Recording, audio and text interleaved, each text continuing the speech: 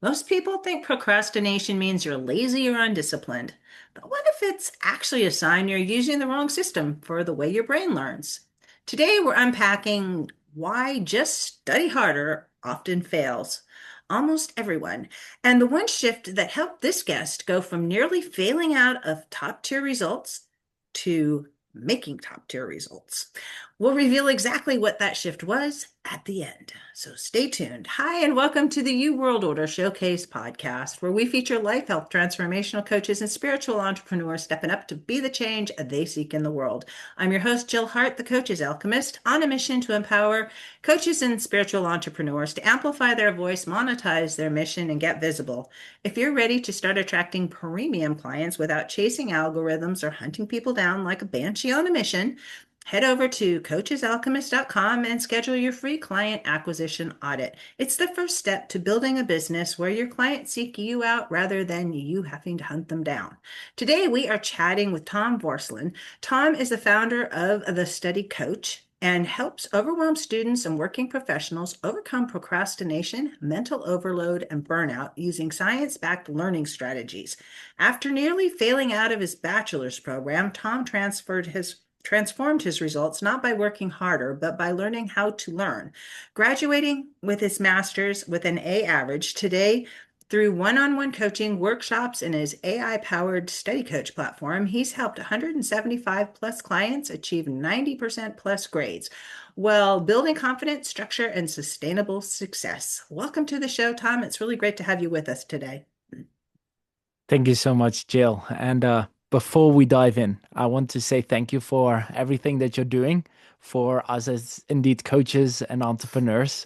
So I know that this isn't easy and you're working really hard, and I'm super honored to be part of that. So before we jump in, everyone listening, do me and Jill a huge favor. Go on to Apple Podcast or whatever platform you're listening and give Jill a 5-star rating and review because that is very much worth it. And yeah, Jill, if you don't mind, I would love to introduce myself really quickly before you're going to ask Sure. your very thoughtful question, such that people know why they should indeed listen to me. Mhm. Because they might be thinking, oh, it's about studying, and then they kind of like directly refer that back to students. So indeed, my name is Tom Vorselen, and I help students and working professionals, so also adult learners, with indeed science-backed learning methods. And actually, of that 190 plus students that we have been working so far right now, 60% is above 29.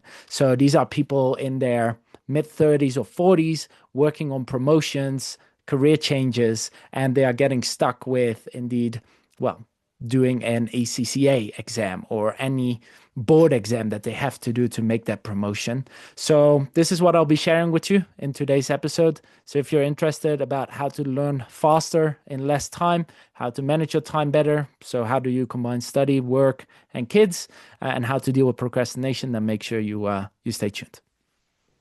Awesome. Awesome. Thank you for that. So let me ask you the big question. What's the most significant thing in your opinion as individuals we can do to make an impact on how the world is going?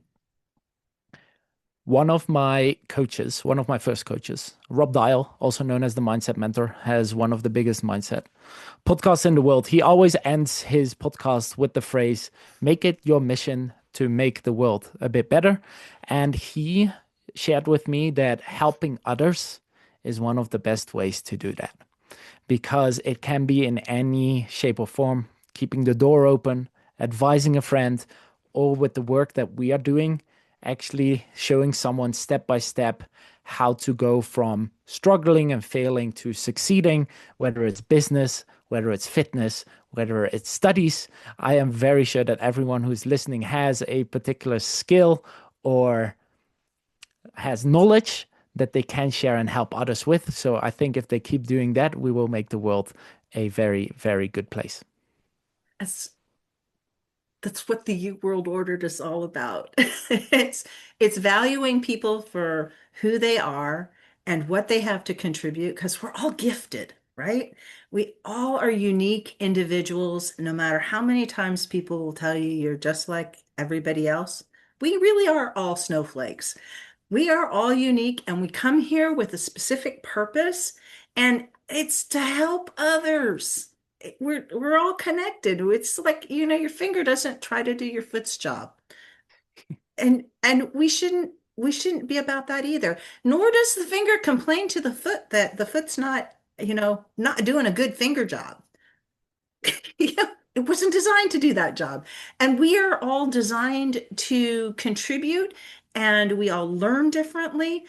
And I think that kind of circles back to what you help people with, which is figuring out how to accomplish the things they want to accomplish in a way that their brain is set up to accept that information. So you want to talk about that a little more about how you work with people individually? Yeah, because the thing is that even though that we're all special snowflakes and we're a bit different, the way that our brains actually learn, consume information, retain information isn't much different from each other. So that is very much the same for all of us. However, the biggest problem that we see is that most people use scientifically proven garbage methods to try and retain information. And you might be wondering now, what are these methods? It's, for example, rereading a text over and over. It is still using highlighters to emphasize what is important and what's not. So if you're listening and you're doing these two things, you're probably wasting a bunch of time, but your brain has this beautiful ability to change with neuroplasticity, complex word, doesn't really matter. It means that your brain can change, form new neural pathways if you use the right learning methods. And one of the examples that you can do, implement right away, is just question yourself. So if you want to test it out right now, I would pause the podcast and ask yourself, okay, what did Tom just share with me? What are the two learning methods that are actually garbage? And if you can recall that information, you're learning a lot faster rather than listening to this podcast over and over. Yeah. Wow, I like that. It's super simple, and I found myself just pausing and going, what was that? I Mhm. remembered. It's rereading and highlighting. Exactly. I love the highlighting thing because when I was in school, and you can't do it online. Well, I think you can still do it online. There's a highlighter feature on Kindle books, but I'm more of a like I like a real book. Um, and so my college books were like all yellow. It's like I don't know what the point is here. Yeah. Should I share a quick Yeah. research example here? It was Hmm. interesting. I listened to a speech of a Dutch neuroscientist who Hmm. talks a lot about indeed learning and learning how to learn. And he shared an example. He said there were three groups that all got an assignment. The first group had to highlight the text and then make an exam. The second group had to study the highlighted parts of group one and make the exam. And the third group had to just study the text without highlighting or anything and also Hmm. take the exam.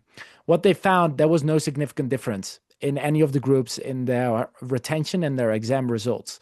The point of this story and that research means highlighting is not necessarily going to increase your attention, nor does it make you learn faster. Usually, it's just a sense of false productivity, is what I like to call it, because you're so busy highlighting and figuring out what is important.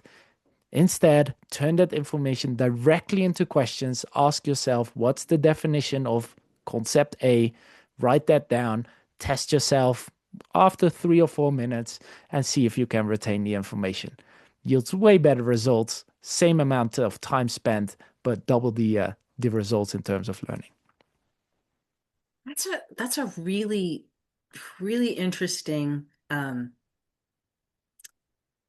tool. And I'm thinking back to my college days, which was a million years ago now. But we used to bring in recorders and record conversations. And then now you can do the same thing with your phone, but just playing it back, either slowly and pausing and then taking notes, just listen. Just listen while the instructor is talking and and try to like be remembering big points over so you get the context of the whole overall conversation versus trying to take notes, because when you're taking notes while someone else is talking, you're going to miss the thread and there's a big disconnect there. So if you can record it and go back and listen to it again after you've already listened to it once, just paying attention, and then pause it, and after every big concept that they go through, and ask yourself those questions that you just said, what are the 2 points that that person just tried to make, and make a note of that. And so then you're just studying, you're kind of making an outline in your head about what the conversation was about. And it's better to not, because I just had this thought run through my head that you could just take the transcript and dump it into AI, and AI will outline it for you. And you can do that, but I strongly recommend the pen still, because when you write with your hand, there's a different part of your brain that's activated that's not activated when you're just reading something, and especially if you're reading something that you didn't have to put any thought into. Yeah, yeah, completely agree. So we do leverage AI a lot Mhm. in this day and age because it's there. Yeah. So what I recommend indeed people also to do instead of that rereading and highlighting is indeed if you have a lot of content. Let's imagine you're in nursing or in medicine and you Hmm. have lots of pieces like such big lecture slides. You can indeed put that information into AI. We give our students special prompts that they can just copy paste, and that turns this overwhelming amount of information directly into practice questions for them, which indeed, well, makes the learning way more specific. And we also encourage them to indeed either write it by hand or verbalize it. So speak it out, because when we verbalize, we also have to slow down our thinking, same as Hmm. with writing. Yep. And that indeed allows us to process the information better, which yields better results instead of just reading it and saying to ourselves, "Oh yeah, yeah, yeah, I remember this or I recognize this," which gives us a false idea of understanding, which is the trap of recognition, as we like to call it. Yeah. Yeah, and as we get older, we have more hooks to hang information on. When you're Mm-hmm. young, you need to create the frameworks in your mind for places to store information that you're learning, because it's not going to be all connected yet. You're just hanging the stuff up. Um, Something I learned much later in my life. But I have a real practical application for what we're talking about here that happened to me just this morning. As I was telling you, my dad, he's going through chemotherapy. And I wasn't able to go to his last doctor's appointment, and some things have shifted in his change, or have changed in his treatment, that just became like in our face this morning. And I'll be honest, initially I'm just like, what? This is all wrong. So I took the transcript of what the doctor had, his notes from the meeting that I wasn't able to be in, and put it into Chat GPT and asked, I've been having this ongoing conversation with AI about what what all of these things mean, and Mm-hmm. and what are the doctors looking for, and why are these things happening. And it's able to distill it all down into this is where you should panic, and you don't have to have a medical degree to kind of get an idea about where the process is going, instead of just being like trying to piece things together, or needing an actual medical degree to like figure out what's going on. But Yeah. it's applying the same process that you're talking about. And then I had to go and verbalize it to my dad. It's like, okay, Yeah. so this is what ChatGPT says. Now that we're done, having our big blow up about all of our, The situation. Yeah. yeah, about the situation. So it when you can get clarity on something like that, it it gives you a sense of relief, but it also helps you be able to use the information instead of reacting to it. And that even happens when you're studying stuff. You can get hit with information and it can be so overwhelming that you can't do anything with it. You don't know which hook to hang it on. It belongs on 15 hooks as far as you're concerned. Yeah. Yeah. And that is one of the biggest challenges that we see with our students and indeed adult learners.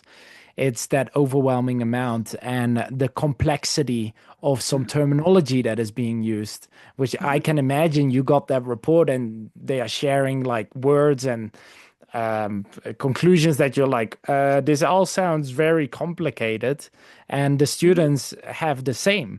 And the indeed, what you mean with the hooks is what we indeed like to call a rejection if that is not the case. So if you don't have these hooks, your brain likes to literally reject new information from coming Mhm. in because it can't, yeah, attach it to something it already knows, which is one of the limitations of the working memory. And then when we explain people that, they're like, ah, so that's why I have to do preparation before a class or before a meeting, such that my brain is not rejecting this and I can start building new neural pathways and new knowledge webs. And it's beautiful when people start to have that aha moment. And that indeed is part of the process to getting significantly better grades in less time. But what you've been doing is amazing. And also you're curious, which is, I think, one of the traits every ambitious learner should have. Like, okay, someone shares this information with me. Okay, what does this mean? What Yeah. exactly are they telling me? And being that curious in any area of your life, whether it's indeed fitness, business, or well, studies, it will get you into that thinking about, I want to learn more about this. What does this actually mean? Do I understand it? And if not, can I get more information about it? So I think you have very good traits yourself in terms of learning too. And indeed, a bunch of knowledge there, which you're probably also applying in a business setting. Yeah. I do. But let's circle back around to procrastination because I think this is a Sounds good. great a great place for that. Um, tell us tell us your thoughts on procrastination and why does it happen to people? Hmm. So my take on this is something that I've learned from cognitive behavioral therapy a lot. It's how thoughts influence feelings, feelings Mhm. influence actions, actions lead to certain results, and those results lead to certain consequences. So let's pick an example here. We call student Jeremy. Jeremy is has failed an exam, and he now has to study again for his retake. His thoughts around this retake are, I didn't pass the first time. Probably I'm not smart enough. I'm afraid of failing again. And usually, only these thoughts alone will make Jeremy feel stressed or anxious or overwhelmed. And when we feel stressed and anxious and overwhelmed, our brain only wants to do one thing: avoid and distract and make us feel good. So, what are we going to do? Play with our kids or our dog is even better. Dancing, on the phone, scrolling. So the thoughts are fear of failure, the feelings are anxiety and stress, the actions are avoidance, aka procrastination, which leads to a result where Jamie might fail the exam again. And that is going to lead into a consequence of him thinking that that is who he is: not smart, not good, not able to learn, and not able to accomplish his academic or professional goals when we're talking about professional exams in this case. So that's how we have explained procrastination to our students and clients. And this really resonates with them because it's very clear how we structure it, and they can all relate with that. And I think if someone is listening right now, they might think, yeah, I do the same when I feel stressed or overwhelmed. So this is probably why that is the case. That's so interesting. And it can start so young. You get kids who are in school and they're constantly reinforced with you're not smart, you're bad at math, you're you're not you're not a good reader, you're not reading up to your grade level, you're all these labels. I, yeah, I thought I was bad at math most of Mm, my life, but turns out I moved like every 6 months.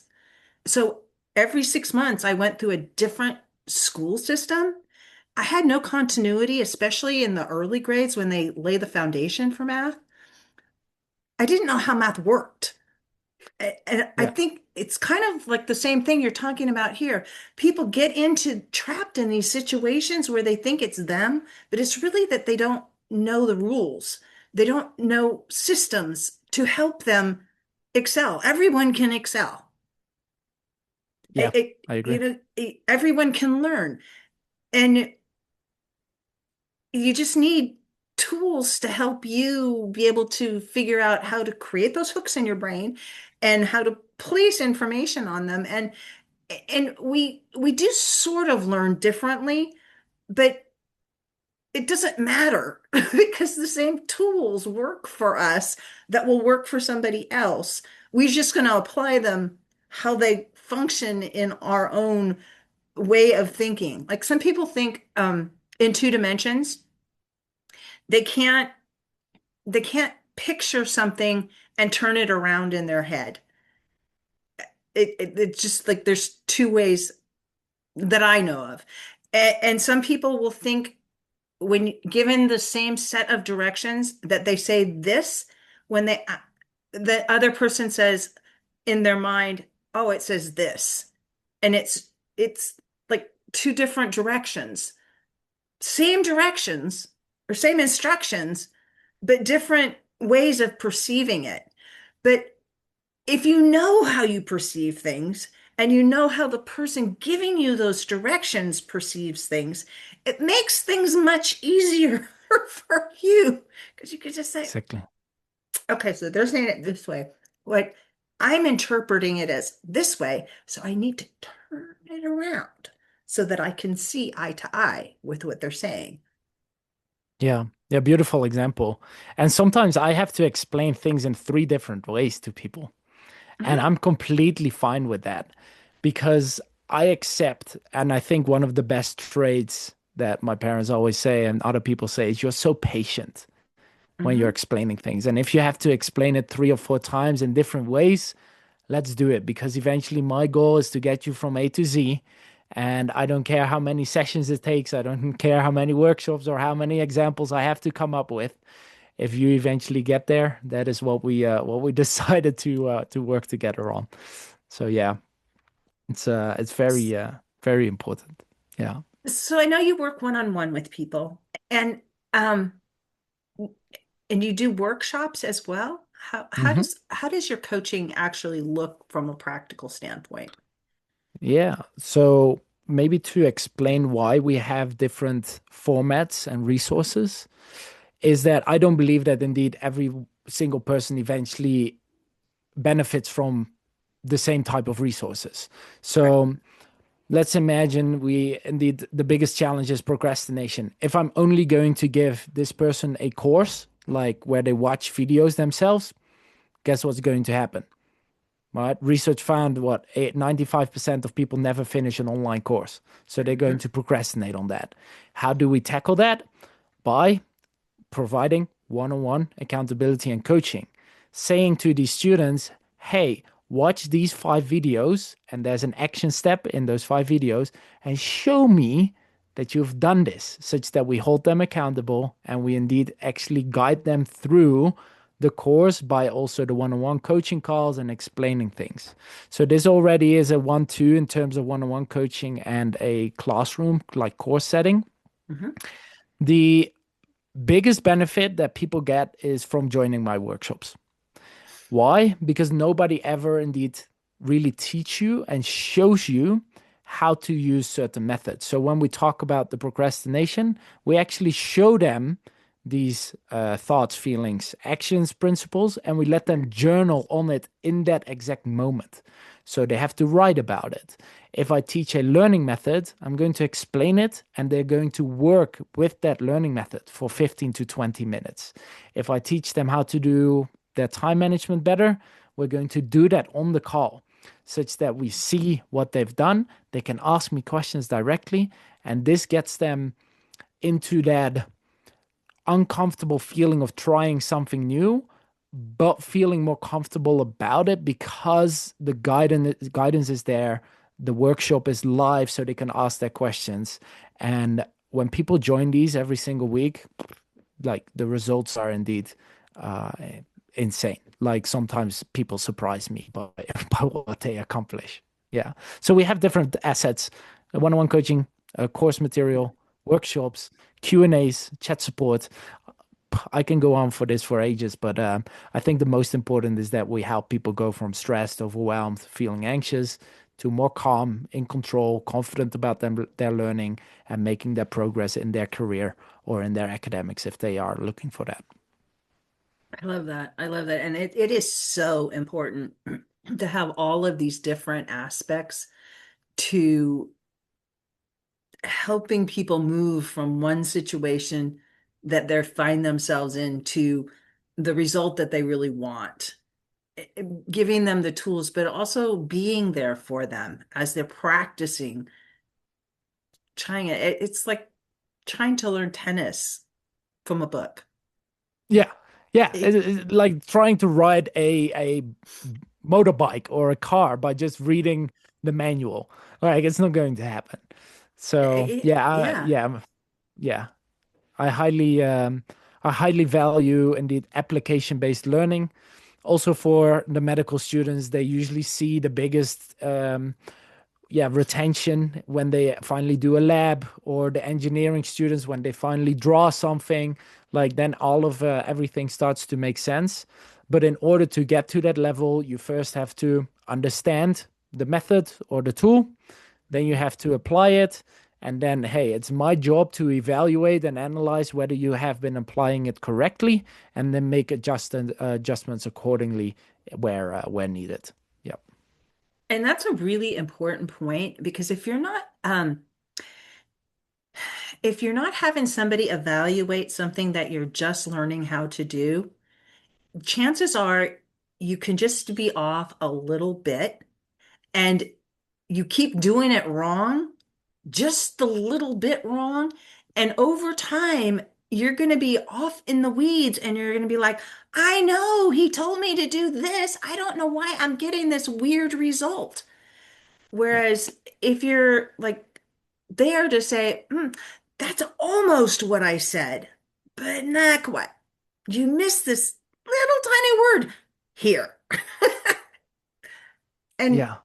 it's not about, making them feel bad about it. It's just it's like running along behind your kid when they're learning to ride the bicycle. Eventually you're going to be able to let your hand go and they're going to be riding, but you're there just in case they wobble. So funny you come up with that example because we always say that we're indeed the support wheels.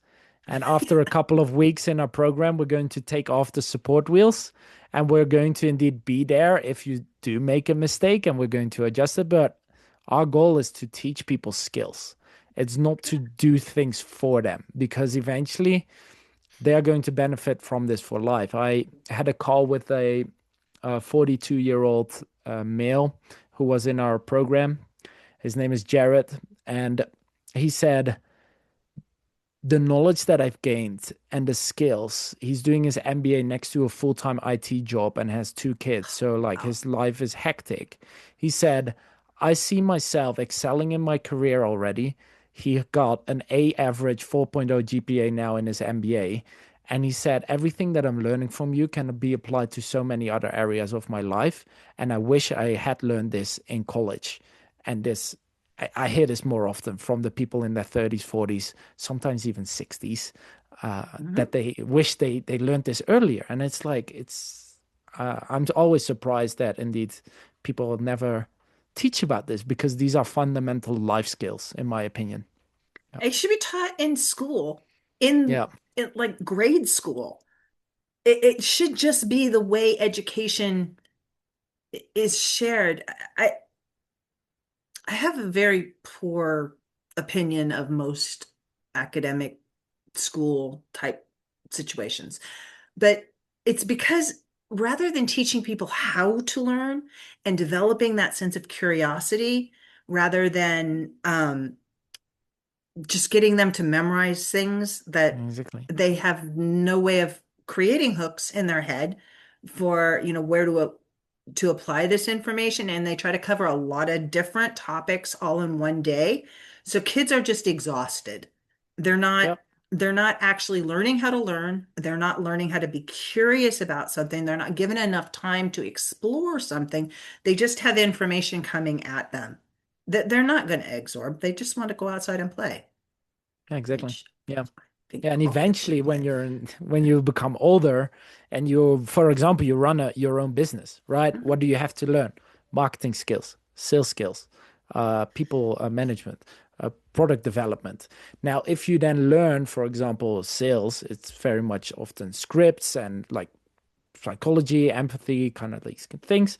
If you Mhm. now learn how to apply this faster because you're a better learner, you're going to excel more in your business. And therefore, we've also had a bunch of entrepreneurs lately joining and reaching out to us because they say, hey, I want to indeed develop these skills to excel in my business. And they do after implementing better time management learning methods and dealing with that procrastination. So, yeah, it's applicable for all ages and all stages, to say so. Yeah.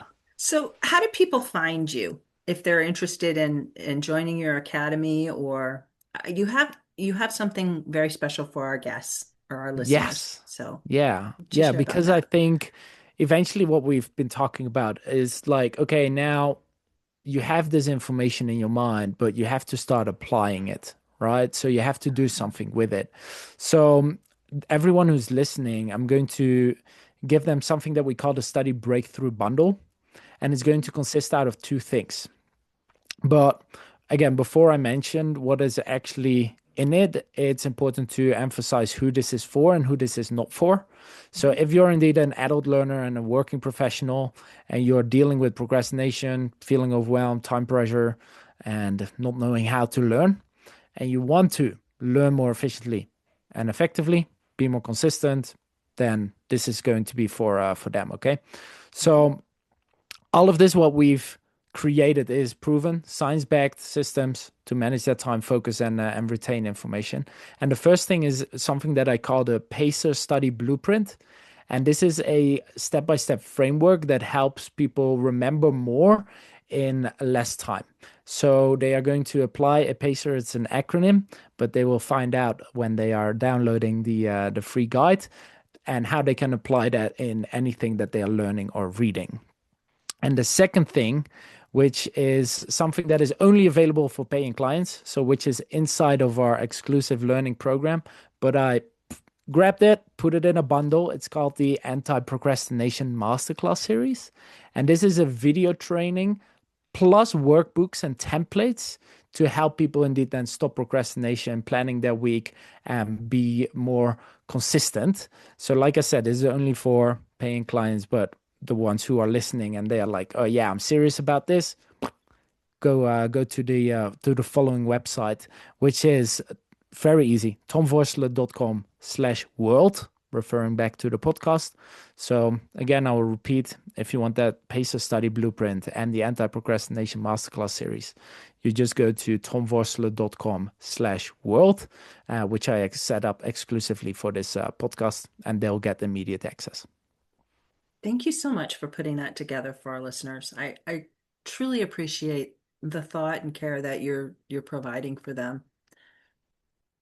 Our goal is to eventually get them from A to Z. So the more that we can give, the better.